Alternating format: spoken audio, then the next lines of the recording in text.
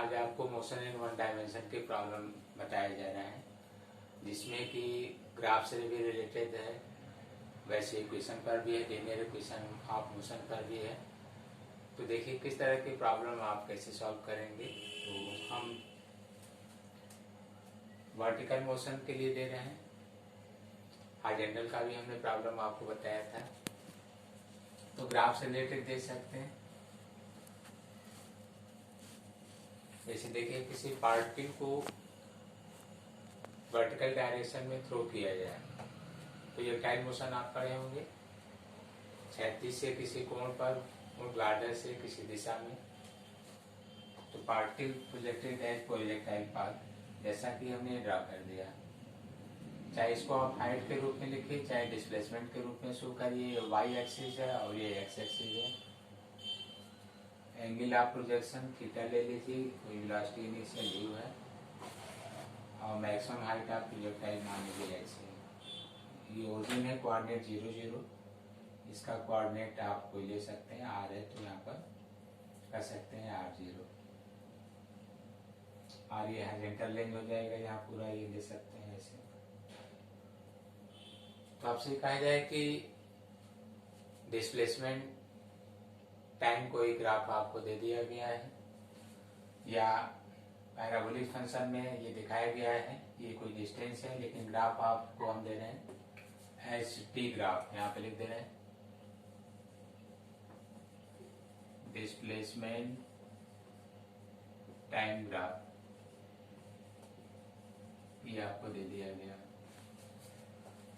Displacement time graph. तो इससे कहा जाएगा कि वेलोसिटी टाइम ग्राफ खींचिए, या कौन सा सही होगा वेलोसिटी टाइम का ग्राफ। तो क्वेश्चन बन गए। तो आप देख सकते हैं इस तरह से आप जाते समय पार्टिकल की वेलोसिटी जो है स्लोप ऐसे डाउनवर्ड है, ये धीरे धीरे जो इंक्रीजेज वेलोसिटी वो डिक्रीज होकर फिर ये रिवर्स डायरेक्शन में आ रहा है। तो अगर ये कहा जाए कि if a particle thrown vertically upward direction in a plane as free falls motion, free motion under the effect of gravity। तो जब आप motion under the effect of gravity लेंगे तो ऐसे में क्या होगा कि हम जी का मैग्नीट्यूड कांस्टेंट लेके चलेंगे, क्योंकि जब तक आप प्रोजेक्टाइल पाथ पढ़ेंगे तो जी का मैग्नीट्यूड कांस्टेंट लेके चलेंगे। मैग्नीट्यूड कांस्टेंट होगा, इसका परिमाण डायरेक्शन के अनुसार आप अप और डाउन लेते समय प्लस और माइनस यूज कर सकते हैं। तो जब आप बीटी ग्राफ खींचेंगे तो देखिए इधर ये बीटी ग्राफ,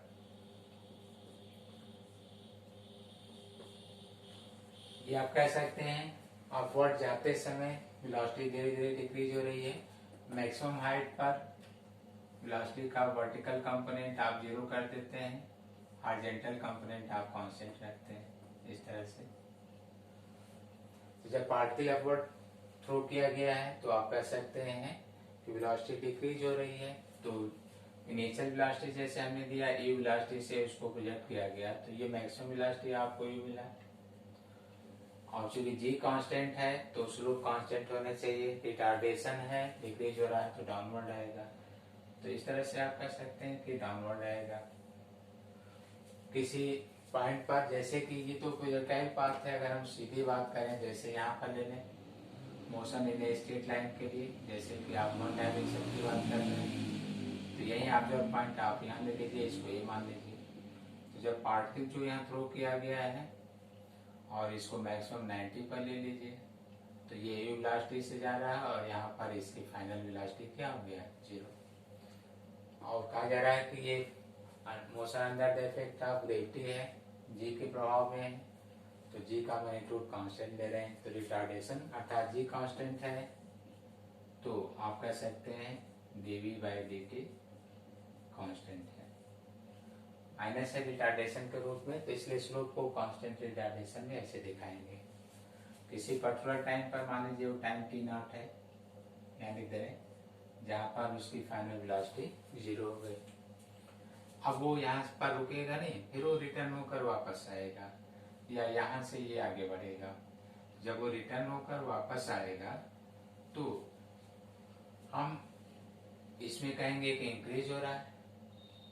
तो जो चीज यहाँ पर हम ड्रॉ कर रहे थे कि वो डिक्रीज हो रहा था, अब वो इंक्रीज हो रहा है, डायरेक्शन रिवर्स हो गया। तो हम इसको रिवर्स में, क्योंकि इधर देखिए प्लस है तो ये रिवर्स इधर ही माइनस है, अर्थात यही ग्राफ आप कंटिन्यू कर देंगे आगे। ये देखिए आगे करेंगे, क्योंकि अब जो ये प्लस था वो माइनस है, अब ये शो करेगा कि डायरेक्शन रिवर्स हो गया। तो ये आपको वीटी ग्राफ मिला। मान लीजिए यूनिट ये मीटर पर सेकेंड है, यहाँ पर टाइम सेकेंड है, इसको भी मीटर में दिया गया है, इसे सेकेंड में दिया गया। उम्मीद है समझ में आ गया होगा आपको। इस तरह से देखिए ये प्रोजेक्टाइल पाथ को भी हम लोग स्ट्रेट लाइन मोशन की तरह शो कर सकते हैं। और क्या कहा जाता है कि थीटा टेंड्स टू 90, बिल्कुल 90 भी नहीं है और 90 के आसपास है। तो ये हो जाएगा displacement time graph for motion under the effect of gravity in one dimension. तो ग्राफ आपको ऐसे दिखाया गया है, लेकिन जो इसका वेरिएशन है इस तरह से समझाया गया और ये वीटी ग्राफ आपको प्राप्त हो जाएगा। तो ऐसे क्वेश्चन से आप कर सकते हैं कि कन्वर्जन कैसे लेना होगा, क्या करेंगे वो आप देख सकते हैं।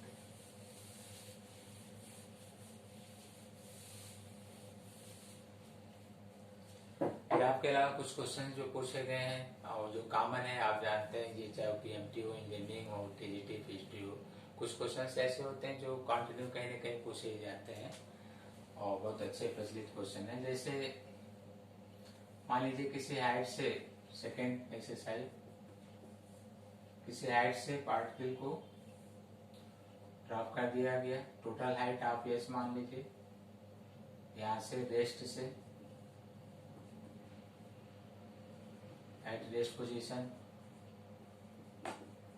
तो रेस्ट से इसको ड्रॉप किया जा रहा है ऐसे। तो कहता है कि वो अंतिम 6वें सेकेंड या 7वें सेकेंड या 5वें सेकेंड में जो तय की गई दूरी है कुल का कोई बताता है, चाहे वो 5/25 हो या 7/10 हो, कुछ ना कुछ लिखता है। तो संपूर्ण यात्रा का समय या तय की गई दूरी कितनी है, ये आपसे पूछा जा सकता है। तो हम मान लेते हैं कि कोई हाइट एच है जहाँ से इसको ड्रॉप कराया गया है और अंतिम 4th, 3rd, 4th, 5th, इस तरह से कोई भी नाम ले लीजिए। सेकेंड में जो डिस्टेंस उसने कवर किया उसको एच मान लीजिए, या जो हाइट कवर किया उसको एच मान लीजिए। और गिवन दैट क्या दिया जा रहा है, देखिए गिवन दैट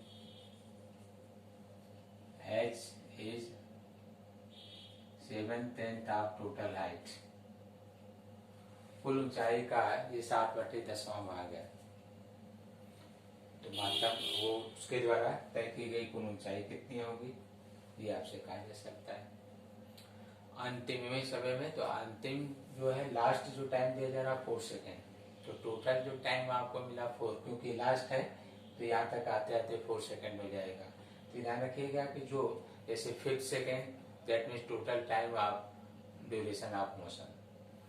अगर हम 5 भी लिखते हैं तो यहाँ से यहाँ तक का टोटल टाइम 5 होता है। 7 सेकेंड, तो यहाँ से यहाँ तक का टोटल टाइम 7, क्योंकि लास्ट 4 सेकेंड, इससे पहले 3 सेकेंड ले लेंगे, क्योंकि लास्ट 4 सेकेंड के लिए अंतिम 1 सेकेंड में, अंतिम 1 सेकेंड में तय की गई दूरी 9वें सेकेंड में तय की गई दूरी का लगता है। तो इस तरह से आप ये कह सकते हैं कि टोटल आपको ये टाइम मिल गया, रेस्ट से छोड़ा गया है तो इनिशियल वेलोसिटी आप 0 ले सकते हैं। टोटल हाइट हमने h दिया है, तो h equal to ut plus half gt², t आपको हमने 4 दिया है। तो इस तरह से टोटल हाइट का एक इक्वेशन आपको मिल गया। हाफ जी को चाहे 9.8 या 10 जो भी हो रखकर आप सॉल्व कर सकते हैं।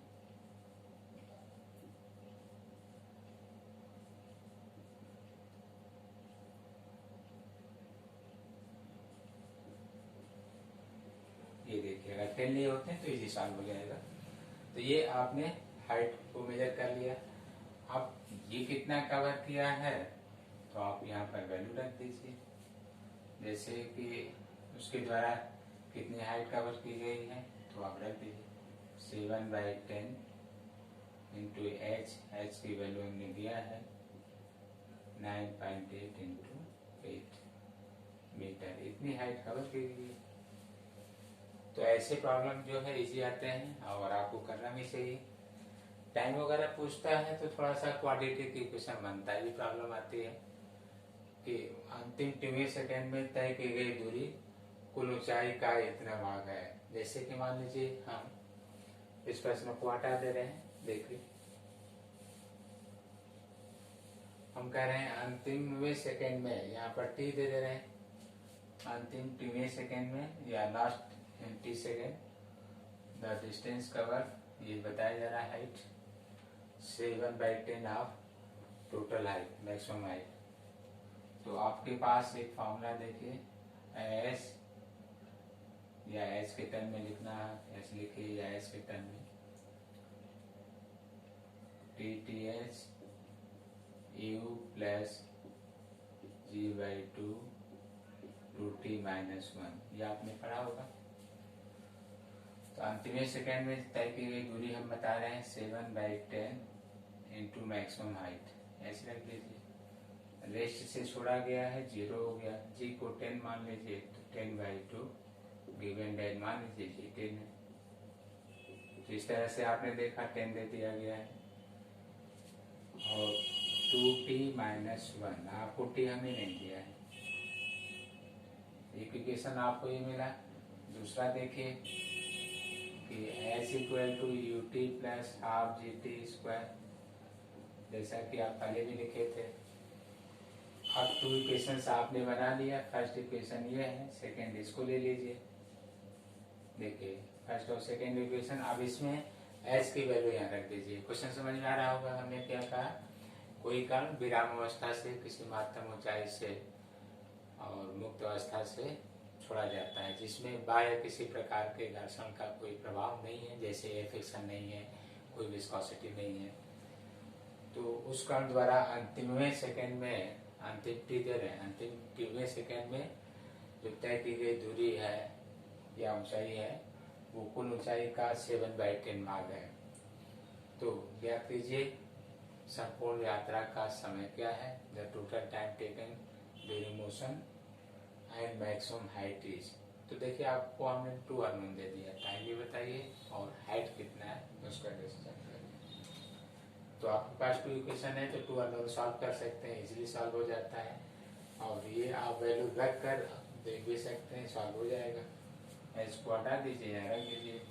तो 7/10 एस की जगह पर है हाफ GT², जी की वैल्यू हमने कहा था 10 है तो कैंसिल हो जाएगा, इक्वल टू यहाँ पर भी जो है जी लिख रहे हैं G/2 2T - 1, जी कैंसिल हो जाएगा, 2 कैंसिल हो जाएगा। तो 7T² = 10, इधर मल्टीप्लाई कर लीजिए, 20T - 20। देखिए 7T² - 20T + 20 = 0। तो आपको एक क्वाड्रेटिक इक्वेशन के रूप में मिल गया।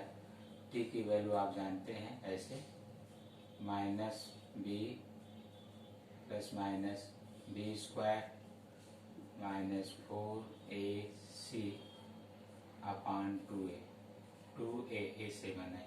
आप ये पढ़े होंगे, इसको हम a मान रहे हैं, इसको b कह रहे हैं, इसको c कह रहे हैं।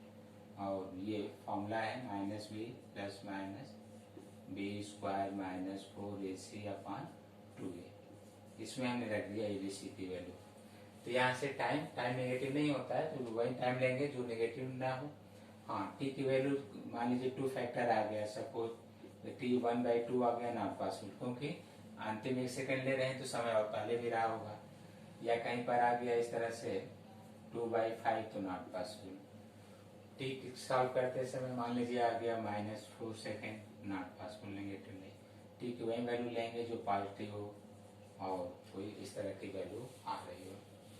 तो यहाँ से सॉल्व करके हम इसको निकाल लेंगे। जैसे टी आएगा, टी यहाँ रख देंगे, ये आ जाएगा। तो उम्मीद है इस तरह के क्वेश्चंस आपको समझ में आए होंगे कि distance travel in last t second. तो अक्सर जो है अननोन वाला ही देता है, तो इनमें से दोनों अननोन होते हैं, 2 इक्वेशंस बनाकर आपको सॉल्व करना होता है।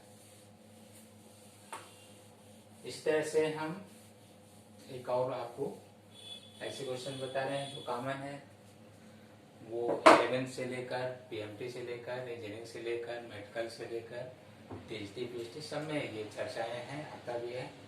और उम्मीद है कि आप लोग भी कहीं क्लास लेते हैं पढ़ाते हो तो ये क्वेश्चंस बताते भी होंगे। जैसे किसी ऊंचाई से कण को गिराया जाए, if a particle falls freely under the effect of gravity, then the ratio of distance travelled by the particle alternate for first, second and third. तो किसी पिंड या कण को किसी महत्तम ऊंचाई से गिराया जा रहा है तो उस कण द्वारा क्रमागत फर्स्ट, सेकेंड और थर्ड सेकेंड में तय की गई दूरियों का अनुपात होगा। तो ये आपको ध्यान देना होगा कि यहाँ से हम अल्टरनेट कह रहे हैं, एक एक सेकेंड के अंतराल में छोड़ा जा रहा है। तो एक पिंड यहाँ विराम से छोड़ दिया गया, अभी मूव कर गया है। इसके एक सेकेंड पश्चात दूसरा छोड़ा गया, वो मूव कर गया। इसके एक सेकेंड बाद तीसरा छोड़ा गया, ये मूव कर गया। तो अगर आप इसको एक सेकेंड के लिए लेंगे तो ये 2 सेकेंड के लिए मोशन किया होगा, ये 3 सेकेंड के लिए किया। अल्टरनेट कहा गया था ए, बी एंड सी, और किसी ऊंचाई से महत्तम ऊंचाई से छोड़ा गया है। तो क्वेश्चन समझ में आ गया। किसी महत्तम ऊंचाई से क्रमशः 1 सेकेंड के अंतराल में 3 पिंड विराम अवस्था से छोड़े जाते हैं, मुक्त रूप से गुरुत्व प्रभाव के अंतर्गत गति करते हैं। तो उनके द्वारा जो दूरी या ऊंचाई तय की जाएगी उसका अनुपात, जैसे मान लीजिए इसका कम है तो आप S1 ले सकते हैं, S2, S3 ले सकते हैं, ये डिस्टेंस ज़्यादा है। तो हम इसको देखते हैं, विराम अवस्था से छोड़ा गया है तो यहाँ पर हाफ GT²। दूसरे वाले को देखते हैं, हाफ G2²। तीसरे वाले को देखते हैं, हाफ G3²। तो इधर आपको जो मिलेगा G/2, यहाँ जो मिलेगा देख सकते हैं 4G/2, यहाँ जो होगा 9G/2। तो अगर आपसे कहा जाए कि इनका रेशियो बताइए, S1, S2, S3, तो G/2 कॉमन है, इसको लेकर अगर हटा देंगे तो आपको 1:4:9 मिलेगा, ये 1:4:9। लेकिन जो क्वेश्चन पूछा गया है वो भी ध्यान दीजिए, कहता है कि सेपरेशन बिटवीन देम में अंतराल का अनुपात बताइए। ये कंफ्यूजन आप लोगों को वहां पर भी रहता है, तो अगर क्वेश्चन नहीं ध्यान दिए तो इसके 2 आंसर हैं कि उनके मध्य सेपरेशन जो होगा उसका अनुपात बताइए। एक है कि उनके द्वारा तय की गई दूरियों, बहुत ईजी है, सीधे सीधे एस, चाहे आप एस लिखिए चाहे एस लिखिए, हाफ GT² रखिए, टाइम दे रहे हैं फर्स्ट, सेकेंड, सेकेंड, थर्ड, ये रेशियो ले रहे हैं, G/2 कॉमन ले लिया, कैंसिल हो जाएगा, बाकी वैल्यूएशन आ गया। लेकिन कहता है कि उनका अंतराल बताइए कि किस अंतराल में वो आगे बढ़ रहे हैं।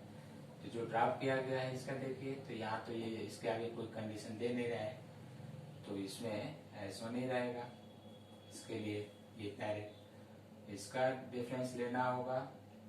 तो आपको S2 - S1 इसका लेना होगा, तो S3 - S2 ये होना चाहिए। तो ऐसे में फर्स्ट वाला आपका 1 है, इसका डिफरेंस आपको 3 मिल गया, इनका डिफरेंस 5 मिल गया, ये 135। तो अंतराल वाले क्वेश्चन ज्यादा पूछे गए हैं कि उनके द्वारा जो तय की गई दूरियां हैं उनके मध्य अंतराल का अनुपात क्या होगा। तो ratio of separation between them, if 3 balls falls freely under the effect of gravity from same height alternate for duration 1 second, then the find ratio between separation, find ratio between them for any given separation। तो उनके बीच कोई separation दिया गया है तो उसके लिए क्या रेशियो होगा। तो आप देखिए ये रेशियो प्राप्त हो जाता है। तो अब आपको क्लियर हो रहा होगा, इस तरह के क्वेश्चन जो है दिए जाते हैं वर्टिकल मोशन में। कुछ और ऐसे क्वेश्चन आपको बता रहे हैं वर्टिकल वाले में, जो इजी भी है, कोई प्रॉब्लम नहीं होना चाहिए, समझ में भी आना चाहिए। जैसे देखिए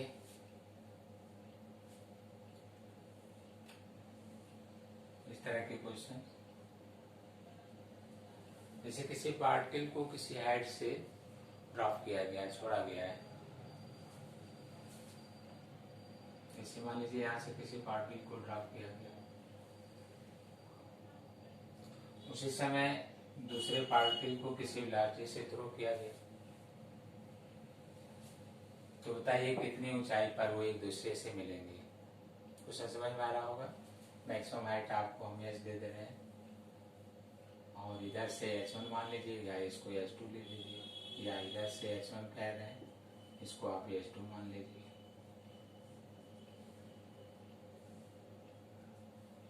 क्वेश्चन समझ में आ रहा है क्या दिया जा रहा है। एक बाल को डाउनवर्ड जस्ट ड्रॉप किया जा रहा है, छोड़ा जा रहा है, और ठीक उसी समय वर्टिकल डायरेक्शन में एक थ्रो किया जा रहा है। ये थ्रो किया गया, ये ड्रॉप किया गया है, तो वो किसी ऊंचाई पर एक दूसरे से मिलते हैं। तो आपको बताना है कि किस ऊंचाई पर, ग्राउंड से लेना होगा तो ये होगा, हाइट से लेना होगा ये होगा। तो आप जानते हैं कि टू ऑब्जेक्ट कहीं पर भी मिलते हुए आप दिखाएंगे तो उनका जो टाइम टेकन होगा वो आप कह सकते हैं एक ही होगा।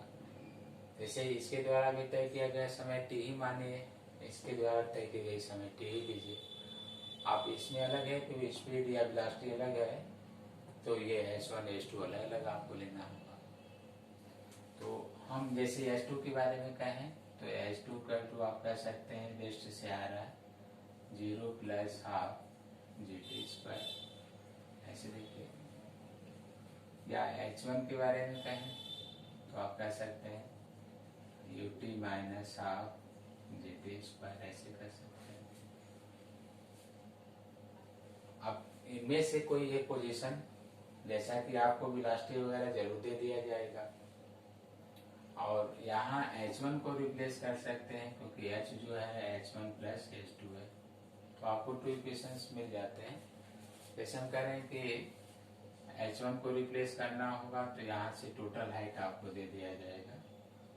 तो यहाँ से जैसे h1 आप रिप्लेस करना चाहते हैं तो इक्वेशन आ जाएगा h - h2 UT - half GT² किया जाएगा।